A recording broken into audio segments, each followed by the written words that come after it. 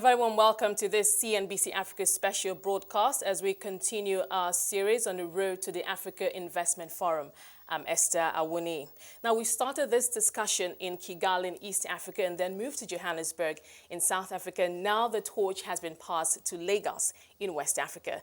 Now, in a couple of days, the second edition of the Africa Investment Forum will take off in Johannesburg at the Sandton Convention Center, where the continent's infrastructure investment challenges will be thoroughly discussed. Now, at the African Development Bank's inaugural Africa Investment Forum, $38.7 billion in investment interest for various infrastructure projects were secured in under 72 hours, with 87 countries represented. President Akinwumi Adesina of the AFDB says he expects over $60 billion of investment projects this year.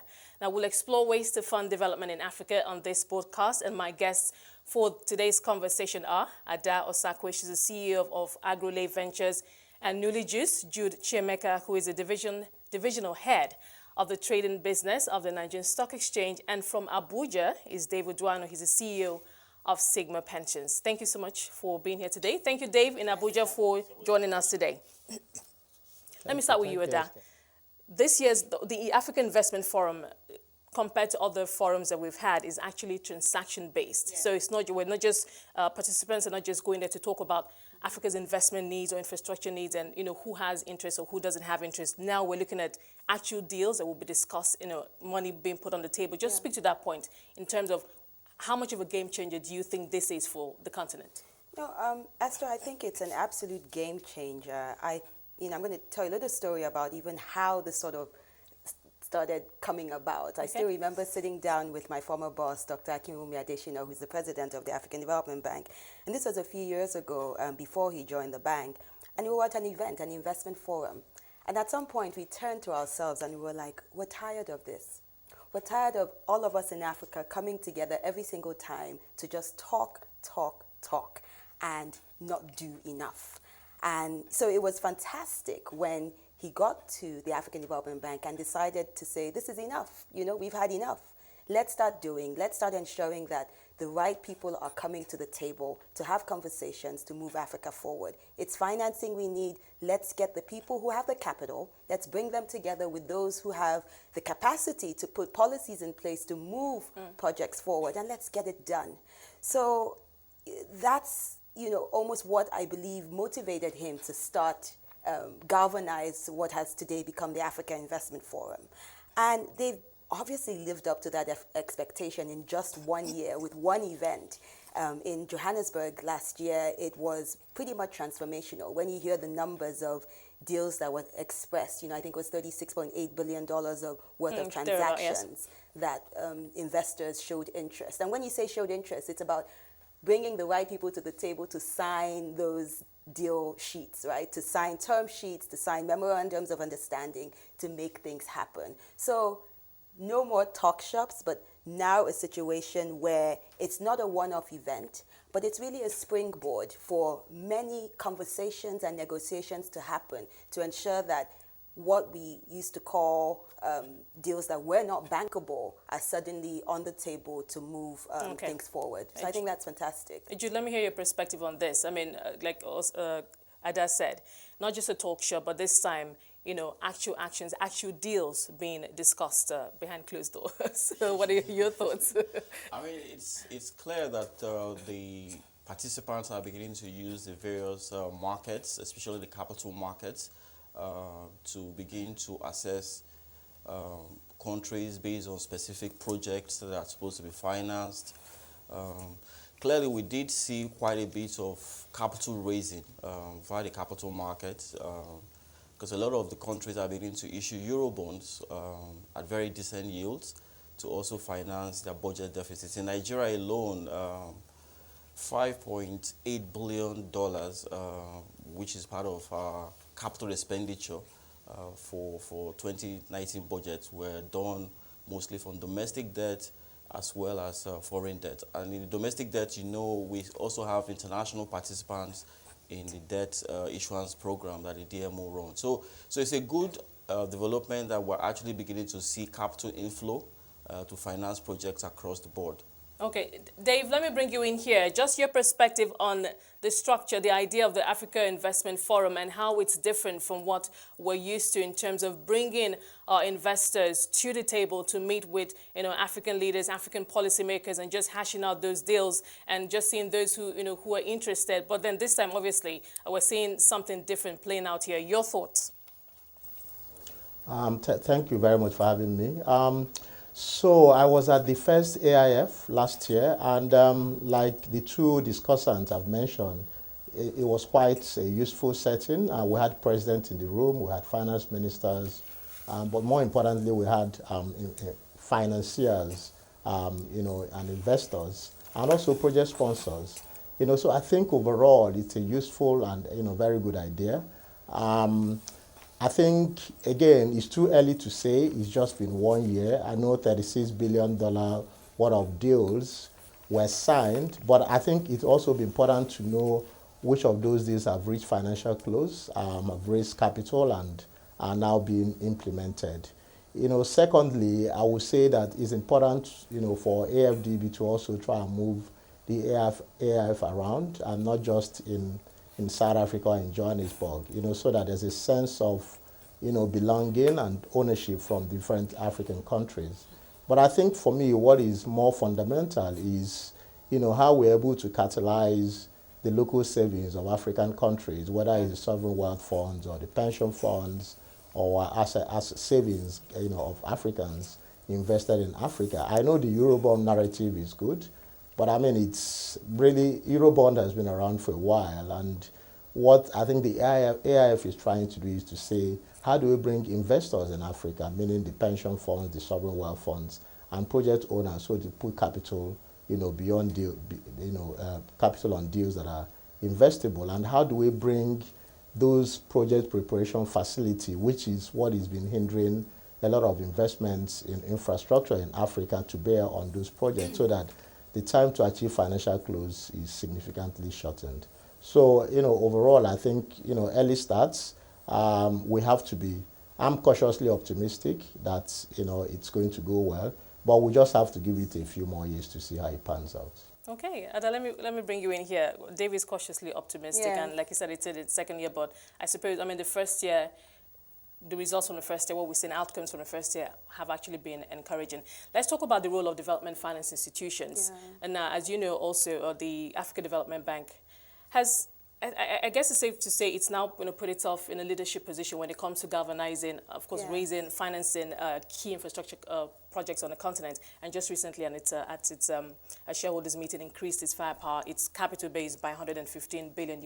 Just speak to that point, the role of development finance institutions on the continent, and the fact that we see them trying to, they're the ones who also reassure investors, especially new would-be investors looking into the African continent for good deals, for good opportunities, telling them that yes, there are opportunities here on the African continent. Yes, there's still the Africa risk story, but that appears to be evolving. But just speak to that point. Yeah, I think you've pretty much said it all in terms of their role.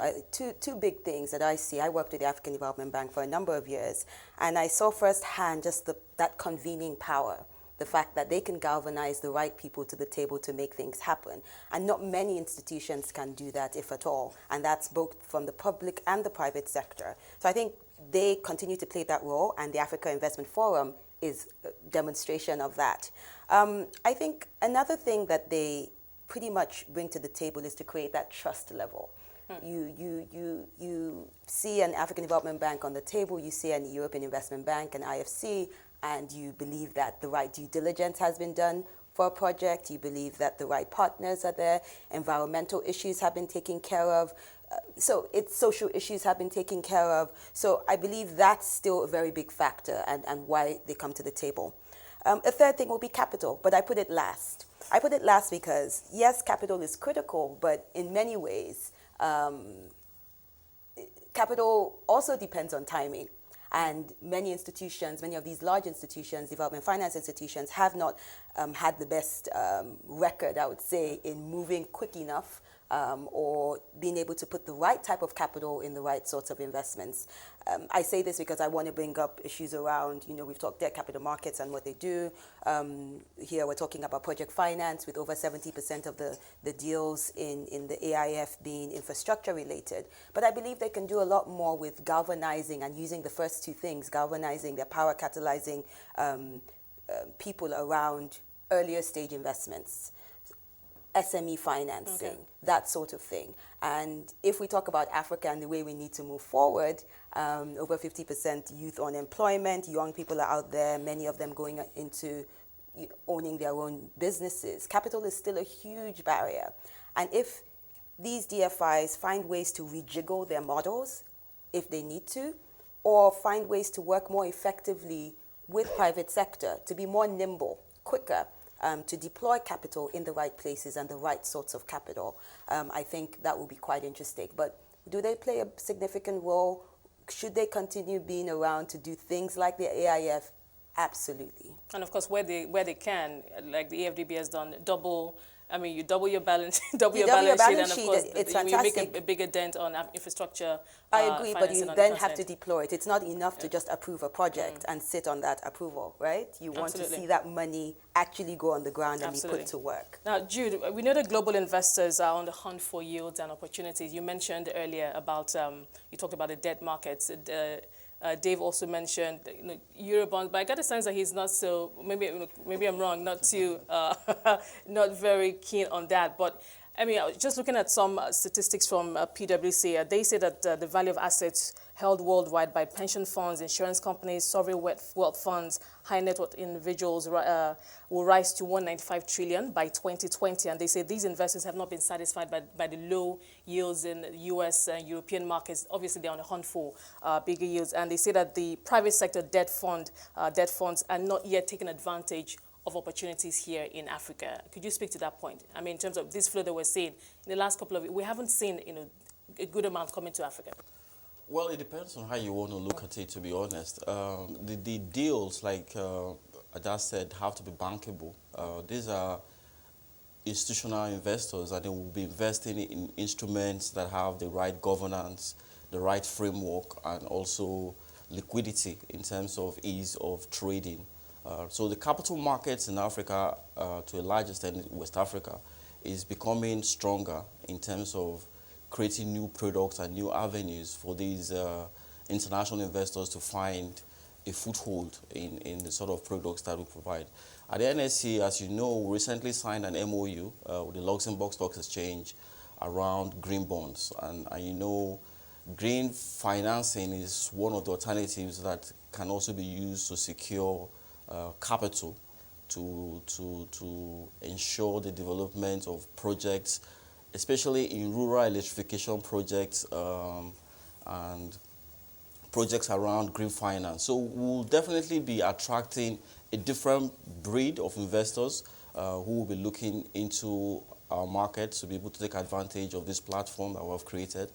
And we also see other alternatives like the sukuk, for instance. I mean, those are new alternatives that can be exploited to provide these investors with the instruments required to come in and allow the governments to be able to also execute projects on the back of this. In Nigeria, I mean, if you look at the sukuk market worldwide, it's about 500 billion. And in Nigeria, what we have issued is only a state and the federal government have issued, and their issuance is around $587 million. So there's a lot of opportunities there. And we think that as we begin to create the platforms, it will allow these internationals to be able to come in. The green bond clearly is for us, it's a new platform we've created. If you look at what has been issued both by the corporates and also by the federal government, it's around $137 million so far. And so this platform will continue to attract all these internationals who will be looking for, like I said earlier, special type of projects to come into, but the framework around these projects will have to be in a format that they can access the market and also be able to live where they want to. Okay. Dave, let me bring you in here. I mean, do you agree, just listening to what Jude just said, obviously we have all this capital that looking for great opportunities, looking for better yields. And there's also, like I mentioned earlier, that story around the Africa risk. Now, what we hear is that it's evolving, but for institutional investors, pension funds, for instance, looking for where to invest, looking for higher yields, what are those opportunities? Or what is the thinking in terms of how they're deploying their capital? Okay, thanks. So I think for pension funds and, even globally, slightly different. So the DFIs are, I think, more catalytic in what they do. I think their primary objective beyond financing projects is to crowd in investors. In that sense, I think what AFDB is doing, makes a lot of sense, and the capital they've raised is also quite significant. I mean, I marveled at their size of money. I don't know where that money is going to come from. But I think that, as others said, sometimes they are very slow. So people just move on. I've had project sponsors say to me, talking to IFC, AFDB, it's going to take forever, so they move on. I think the DFIs have to find a way to move faster in terms of putting money to work. Second point is that, so beyond the infrastructure, if you look at SMEs, they tend to go through private equity funds, and I don't think private equity funds are best suited to finance SMEs because private equity is long-term, is short-term capital, is 5 to 7 years. It's very expensive capital. Some of these SMEs can't afford that sort of capital. So I think that they should focus a lot more on debt financing through the local bank, but in a way that the local banks actually deploy this money. But on the international investors, I think the risk of investing in Africa is still high. Infrastructure risk is significant. And what I think those internationals are looking for are domestic investors who provide some assurance, so the domestic pension funds and DFIs who also sort of gives them, if you will, some stronger bargaining power to know that they can access, governments and, be able to finance PPPs. And when there are problems, they have a local partner who can deal with those problems. I think this is one of the biggest problems that is affecting the flow of international capital into infrastructure. The PPP environment in most African countries are quite weak. Policies, there are many policy reversals. All it takes is for a new government to come to power and the project is cancelled. So if you look at the Nigerian story, that's why people are not putting money into infrastructure. But however, I think that infrastructure debt and infrastructure debt funds are probably a way to go. I mean, I don't think that the role of the DFI is to write all the checks. Is to crowd in domestic investors. So we should focus more on infrastructure debts. Locally, we are investing more in infrastructure through the debt instruments that are sometimes wrapped by a monoline insurer, infra credit. It gives you the ability to write those checks without worrying so much about the credit risk because somebody is thinking about that and taking care of some of those credit risks. And in any case, you can parcel investment into many different components. There's the capital provision and there's the risk mitigation. So the pension funds can deal with the capital provision while somebody deals with the risk mitigation. Without those risk mitigation mechanism, you are unlikely to crowd in a lot of capital, international capital, into infrastructure in Africa. Dave, many thanks for that. Lots, very salient points, a lot to think about. Dave, part of what he mentioned was the PPP projects, some of which we see here, especially in West Africa, particularly also in Nigeria. We still haven't been able to get it right, as it were. And many analysts that I've spoken to have said, look, there is no silver bullet, there is no one model, as it were. But just because I imagine for this year's forum also, lots of countries are going to be jostling for investor interest. They also, everybody wants to close deals this year. But for Nigeria, I'm just wondering, when we go to the table, what are we going to tell investors in terms of what we've done back home? Because like you said, we all know, capital is going to go where it's going to find the least resistance, as it were. So I'm just wondering, for us, our bargaining power, what we're telling investors in terms of what we're doing to make the business environment better, in terms of what we're doing, in terms of what happens, for instance, in case of litigation, how fast can an investor exit, take cash out, etc. Just speak to those points in terms of our own strength versus other African countries. We're all working together for, of course, to get that, but it's still competition West Africa's in a way. strength, I think even from the last year's Africa Investment Forum, West Africa went back with the biggest chunk of interest. I think 36% of the deals that were signed was from the region. So there's something that's happening here. I think after that was North Africa at 30 and then East Africa at 23. So there is still a lot of appetite. Investment appetite is certainly there. But let's be real. And I think Dave said it earlier. He said, infrastructure deals just haven't moved. People aren't excited anymore. They feel like, oh, okay, you've come again, right? You guys, we came to the table. We brought the money. We brought the insurance firms. We brought the coverage of the partial risk guarantees. We brought everything. On paper, it looked right. So what happened? Why did it fall apart?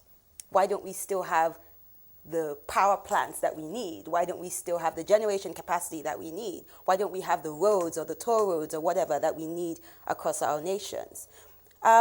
So yes, no silver bullet, but it is disheartening because it should work. It works elsewhere. Obviously we've had many projects that have worked. I suppose the question we have on the African continent. Okay. Maybe not for West Africa. If you just look across the African continent. Exactly. So that's what I'm saying. So some have worked. I agree with you. So some have worked. So we just need a lot of the political will. Dave said a new government comes in place, things are kept on hold, things could fall apart. So that's one. Political will needs to be consistent, needs to translate for the greater good, for what infrastructure means for a nation.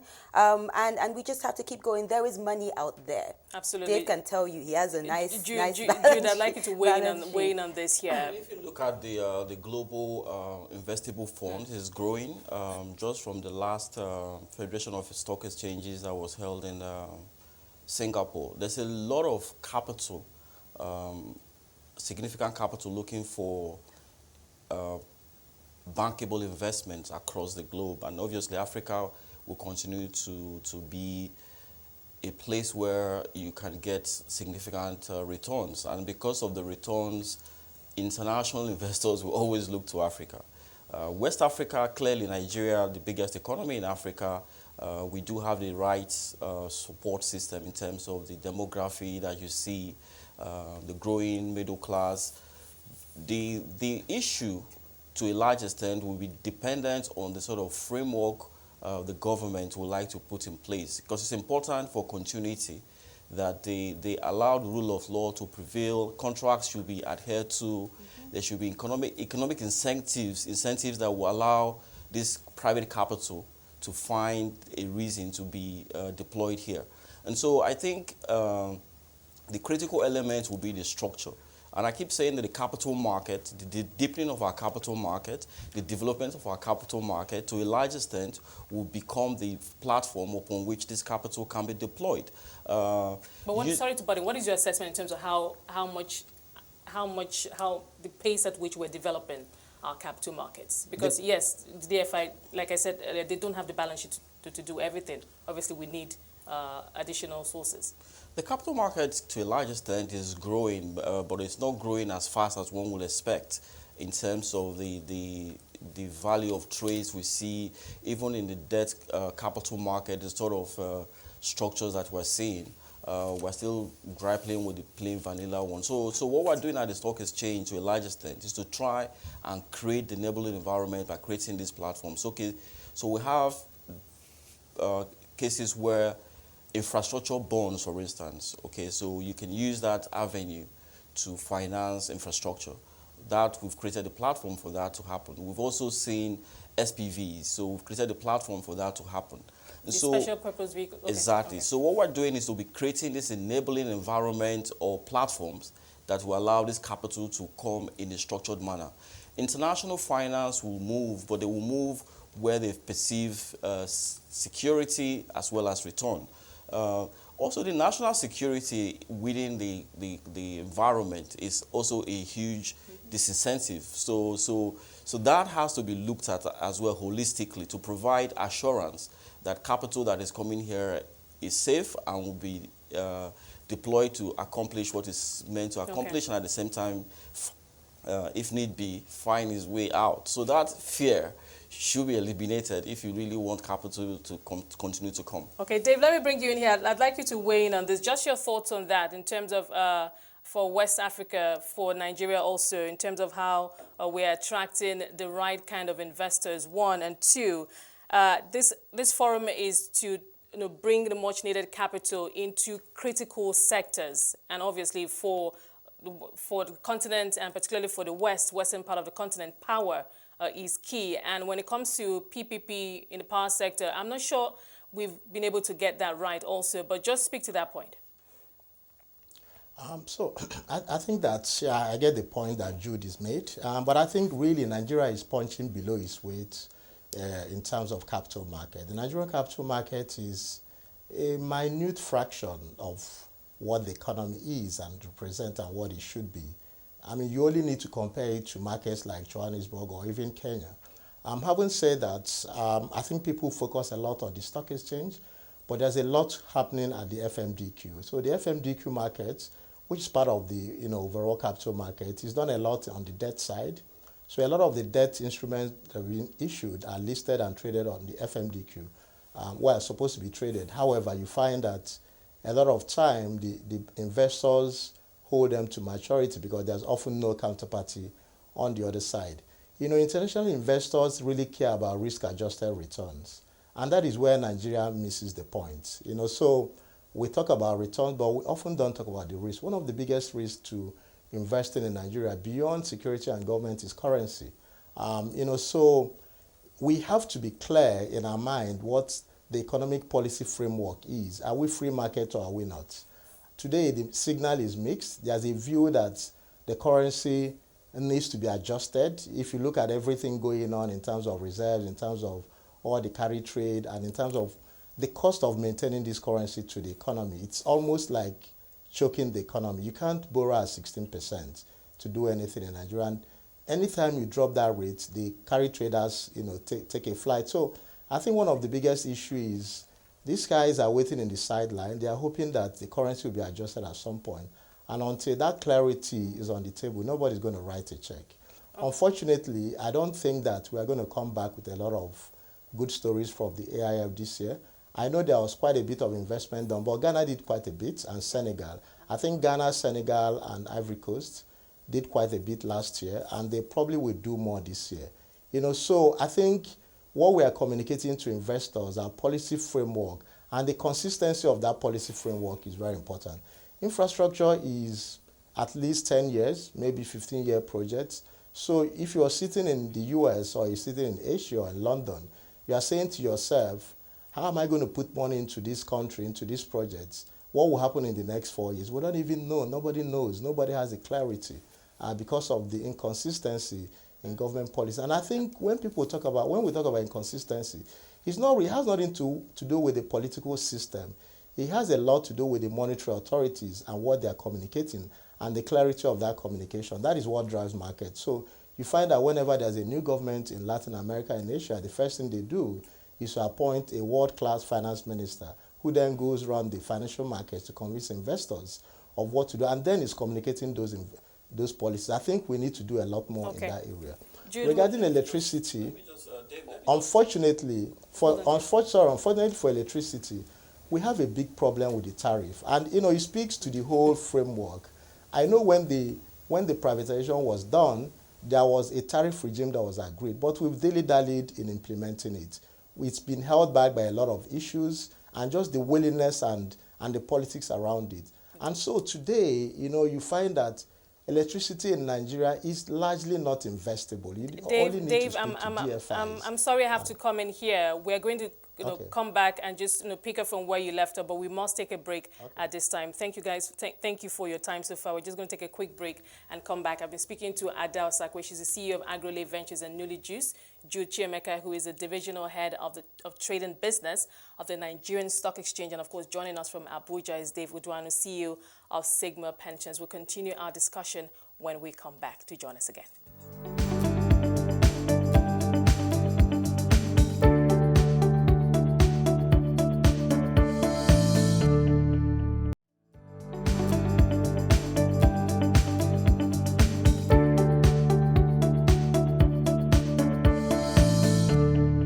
Welcome back. If you're just joining us on this special coverage as we build up to the African Investment Forum in Johannesburg from the 11th to the 13th of November, where the power of Africa's financial institutions will come together to de-risk investment in order to close the continent's infrastructure gap. Now, the Africa Development Bank says this time around they will work with all the commercial banks in Africa, development finance institution, global sovereign wealth funds, and global pension funds. Now, with me in the studio to continue our conversation, Ada Osakwe, CEO, Agrolay Ventures and Newly Juice, Jude Chiemeka, who is the divisional head of trade and business of the Nigerian Stock Exchange, and of course joining us from Abuja is Dave Uduanu, CEO of Sigma Pensions. Thank you for your time so far.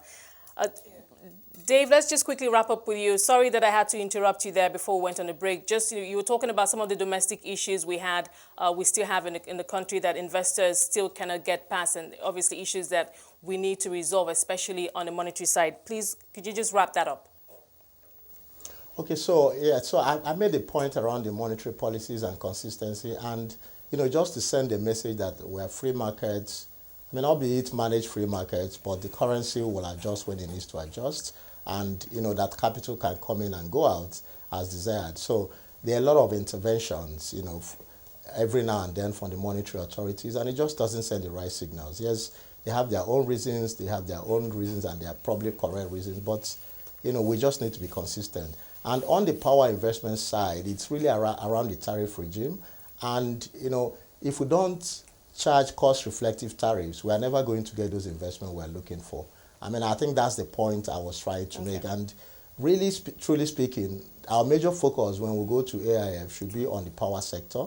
I think that the other bits of infrastructure like road and toll roads and all of that, government can still handle that. But the power sector needs a lot of critical investment. And I think that investment can only come from the private sector. So that should be our messaging at the AIF this year. Okay. Ada, do you agree? Power. That's what we should primarily, I mean, we say it all the time, and I suppose there's facts to prove it. Solve power, and you solve a host of other problems. Power is definitely the most catalytic sector for our economies. It kind of cuts across all other sectors, and we can't really move forward. So I think a focus should be there, but I just want to really be truly realistic. I worked with the African Development Bank about a decade ago, and I remember still talking PPPs, talking power. Within the powers, okay. Talking deals. So the same stuff has been going on, and there's just something hindering it. So how do we think through more focused ways, more nimble ways to still get, even if it's smaller solutions to move forward, but let's be moving forward, not moving backwards. And I say this because, I think I'm now in the agriculture space, and definitely we need power. We need to industrialize agriculture. We need to start processing what we produce, and you can only use power, good roads to do that. But, I look at the deals at the Africa Investment Forum, only 5.6% was looking at agriculture. I don't know what type of deals went there. I don't know if they were bankable. But I put that as an example. Then I look at smaller ticket size deals. We can't talk about feeding, going forward for our economies if we don't, or feeding a capital market and making it more liquid if we don't support smaller businesses to grow, to then go raise capital and IPO on the Nigerian Stock Exchange, right? So we have to be more focused and deliberate in how our financing is being deployed. And right now, I think Dave earlier on gave his own little critique of, or constructive criticism of the Africa Investment Forum. If I was to give some feedback, it will be a lot around doing some smaller ticket sizes, bringing people around the table who have strong, fast-growing businesses. They may be $50 million, $10 million, $5 million, not your big multi-million. Do you think that perhaps sometimes we get carried away, or sometimes we get overshadowed, conversations get overshadowed by the fact that, yes, Africa needs to accelerate its economic transformation agenda, and we need the money now, we need the progress now. Do you think that usually we overlook the little steps, or perhaps some of the foundational steps that have to be taken in order perhaps that's a reason. Can we do that simultaneously? Because you just look at the gaps, the financing gaps is just huge, and I'm just wondering, 2 decades ago, we were having the same conversations. Precisely. I think to a large extent, in order for you to attract capital, you have to create the right frameworks for this capital to flow.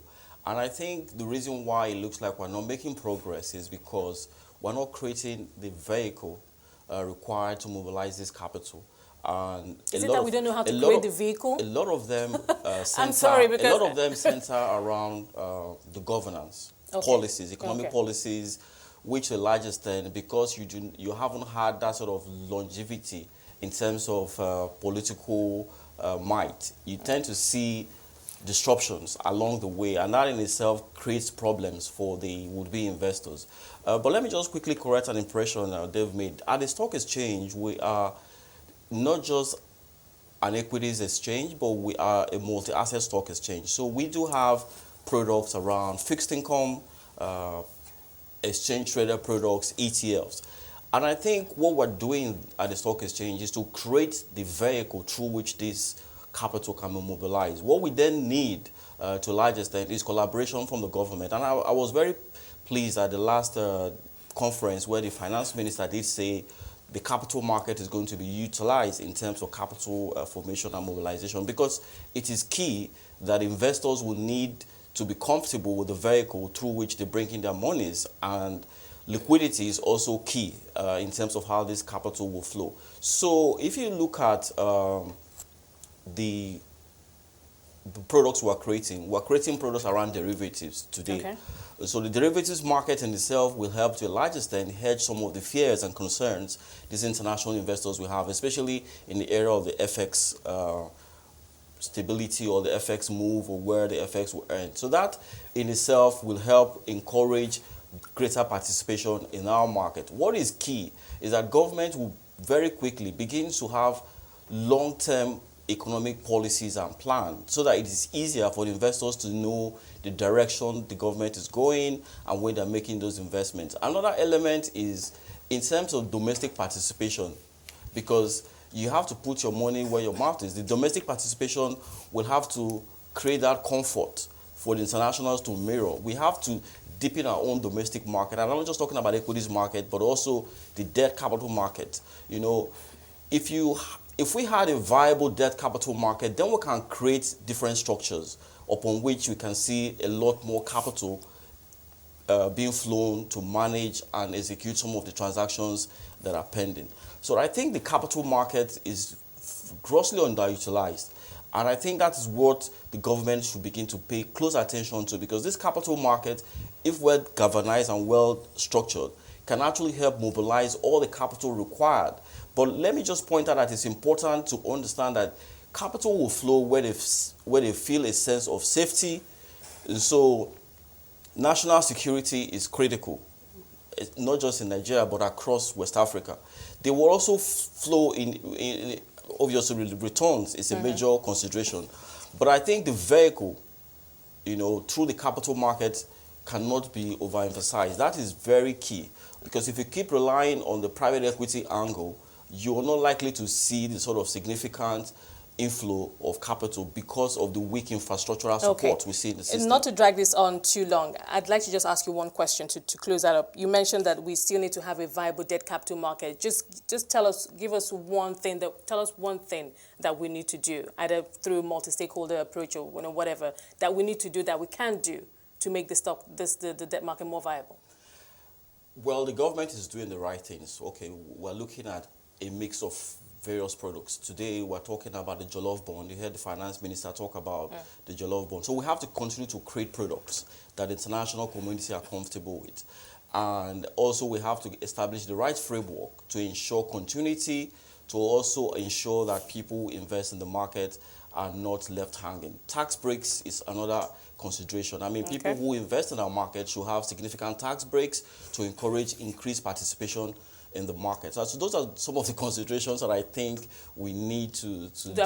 Do you know are we having those conversations on already? Are we having those conversations? Are on. The finance minister did say that tax breaks will be given to people who have pools of funds to invest in the capital market, and I think that's the way to go. Really, people will invest when they have the incentive to invest, but the people who are taking the risk also have to have the returns. Otherwise, what is the point of making investment if the returns are not guaranteed to a large extent? Okay, Dave, let me bring you in here. I mean, Jude has said so much, but the fact on the ground is right now that Africa's annual infrastructure gap is still estimated at between 130 and 170 billion US dollars. Now, as we've said, development finance institutions can only do so much. We need more private capital to come in. We need governments to have better better policy structure. I mean, we've talked so much about structural reforms, but just to speak to that point, looking ahead, how optimistic are you? We've said that we're going to watch this forum and see just how much more fruit. They're obviously encouraging signs, but obviously we need more capital to come into West Africa. We saw Ghana, Senegal doing so well. We're hoping that Nigeria will have a better outing this year. But just speak to that point, the future of financing. Do you see us continuing on the same path, or do you see us bringing in more new investors, the right kind of investors to the table? So I think just on that point, we are obviously going to see more investments coming into West Africa simply because of the nature of the markets. But I think there's something that we often miss. Just two things. One, in terms of SMEs, I've made the point. I don't think that we're approaching it the right way. Unfortunately, Adam made the point about smaller deals. You can go to these guys and discuss smaller deals. What they often do is to seed private equity funds to focus on SMEs, agriculture and all that, or give the money to the banks. But I don't know the post-monitoring, that is done on these vehicles, whether African Development Bank and other DFIs really measure the impact of this investment, because I suspect that they see these funds, they give money to these funds, and these funds are commercial funds. They're there to make money. We co-invest with some of these funds, and even though there's the ESG element and all of that, but at the end of the day, it's all about returns. And oftentimes, these vehicles say to you, look, why do a $5 million deal when you can do a $50 million deal? It's the same side. They are commercial investors. So maybe there should be a discussion around how to finance SMEs and agree, because that is really the engine of growth. I don't think that we are going to win on the infrastructure side, except some of those impediments are addressed. And I don't see us addressing those impediments, because it requires significant political will to address impediments around policies, around the framework, and around the consistency of policies. It also requires stability in the political environment. In some of these countries, we had one party in power for 20 years and has been able to drive economic reforms. But that's not what we have here. Now, on the point around the debt markets, I think some of the points have been made, but what I just caution is that there's often a sort of, the capital market is important, but we often put it at the center of all discussions. If you go to the more advanced economy, the private markets are far outstripping the capital markets, the public capital market, because the private markets are negotiated transactions. They are easier to close. The reporting requirements are not there. And, so you can close it, whether it's private equity fund or syndicated loan markets or just debt instruments. And we're seeing a lot of that happening. In the local environment, I would say that in the last 2 years, we have done more debt transactions than we have done equity transactions. And I'm not even talking about government debt. A lot of time people see pension funds and they see government debt. The component of corporate debt, commercial debt, commercial papers and just debt instruments is now more than what's invested in the equity markets. And I know the pipeline of deals that that are coming to the pension funds to invest. However, I think that to close the infrastructure gap in Africa is going to be a big issue. I think governments unfortunately have to write bigger checks for roads, because road infrastructure is not investable in Nigeria. You only need to look at what happened with the toll roads in Lagos to realize what I'm saying. A couple of months ago, we engaged governments around financing the Lagos-Ibadan Expressway, and we couldn't reach financial close because they were just not willing to put some of the things required on the table. So we're going to go to AIF this year. We'll come back with some deals, but I think that our brothers in Ghana, in Senegal, and Cote d'Ivoire, and the smaller African countries that are nimble are going to come back. But having said that, Nigeria is a big economy. So a $10 billion transaction in Nigeria is nothing. It's at best catalytic, but in Ghana, in Senegal, or Abidjan, it's a big deal. So I don't think that we should rush to conclusions. I think we should continue to do the right things, which is go to AIF, prepare projects better, but we need to address the issue of financing SMEs and agri, because until we do that, we are not going to move a lot of people out of poverty. Absolutely. Okay, and then let me bring you in here. Financing SMEs. Let's talk more domestic issues. Financing SMEs and agri. Right. We've seen lots of government interventions, especially the Central Bank of Nigeria, especially into the agri sector, and for the SMEs, giving them through the BOI, giving them single-digit loans. Yes, there's some traction, but obviously more needs to be done. 17 million of them in the country. Obviously, they're the engine of growth here. But I mean, just speak to that point, how we're galvanizing. Single-digit loans in theory, right? Because by the time we layer on the fees and ask for all the collateral, many of these folks can't even access it. So the money sits there, and it sits on 16, 20% treasury bills. So for me, from the structure already of the economy, when you can invest money in safe treasury bills at rates that high, why would you risk it on a more riskier type of transaction, a young SME, an entrepreneur who is just trying to open up a shop in Ajao Estate? So I think for me, that's already a big deal. And it's a no-no when we say, oh, the SMEs should go to the banks, so the money is going to the banks to give to on-lend to the SMEs. I'm very big on venture capital financing. Over $80 billion globally goes into the sector year after year and more, and it's growing. Africa Investment Forum, other big platforms should be putting this at the forefront. Many of the companies that are funded with venture capital early stage financing are very disruptive, very innovative, and they're thinking about new ways to deal with problems like the fact that for 30 decades we've been trying to get roads moving, or that we're trying to get a railroad to move goods from Kano to Lagos. They're thinking differently. How do we use drones? How do we think about how geospatial data is affecting the farmers' yields and helping them to track their crops properly? They are finding solutions that are more or less tackling these problems that have been age-old and we're still sitting down talking about. So don't you think it's important to fund those sorts of deals? Well, I guess like Dave said, political will... There's political will, yes, but there are other ways. The DFIs have the funding for many governments. It's stuff like what they call patient capital. Dave mentioned, private equity funds are the wrong folks to go to. 5-year, they're commercial, they want bigger ticket sizes. We need more funding that's patient. And it has a longer term view, has more or less a view that I may lose this money, but I would at least maybe get it back. So there's maybe some stability here or there, but you just have to be bold about it and back as many as possible, and some of them will win. But it's the only way for us to move forward, in my view. Jude, let me bring you in here. I know that the Nigerian Stock Exchange, there's an ASM index. I know that, in terms of trying to support SMEs, give them better visibility and perhaps less stringent, listing rules, etc. Just speak to that point, NSC's efforts to encourage SMEs. So today we are revamping that. We're calling it the Growth Board. And essentially what we're looking to do is to look for this sort of companies that have huge potentials and to be able to provide less stringent requirements or allow them to access capital. But beyond that, we're also offering training through our ex-academy, because capacity building is key in terms of corporate governance, in terms of marketing, creating the right business models to ensure that the companies essentially ramp up based on the viable business models that they are running.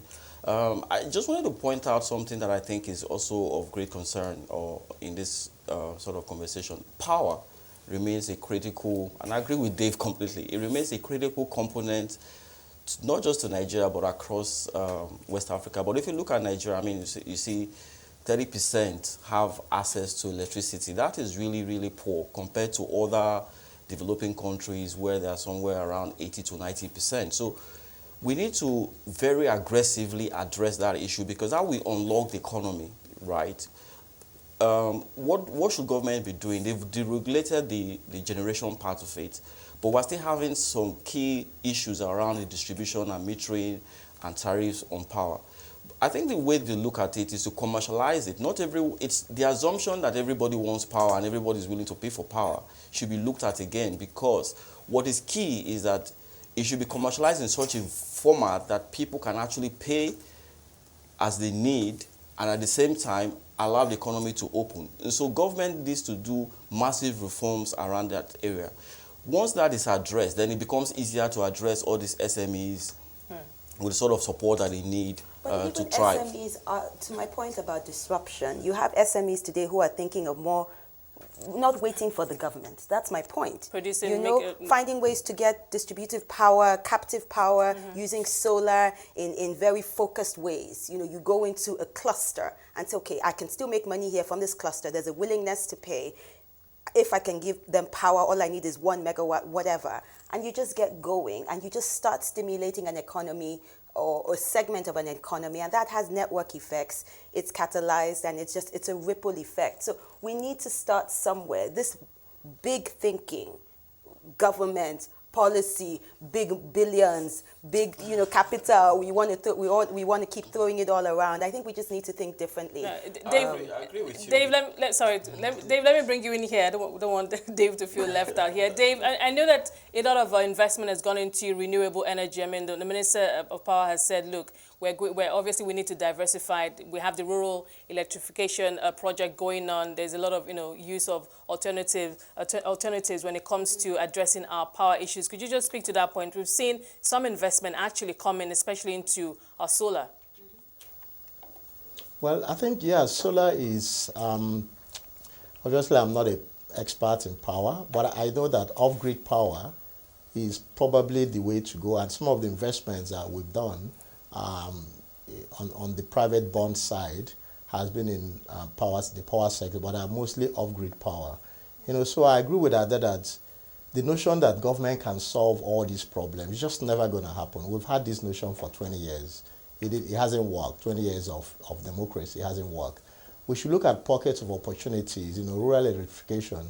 I don't think that rural electrification government, we've always had a ministry for rural electrification agencies. But I'm sorry to say this, I don't really know what these guys do, because when you go to the rural areas, I don't know, in my place there's no power. So we need to look at off-grid power, we need to look at solar, we need to look at renewable energy, and that's where the green bond comes in.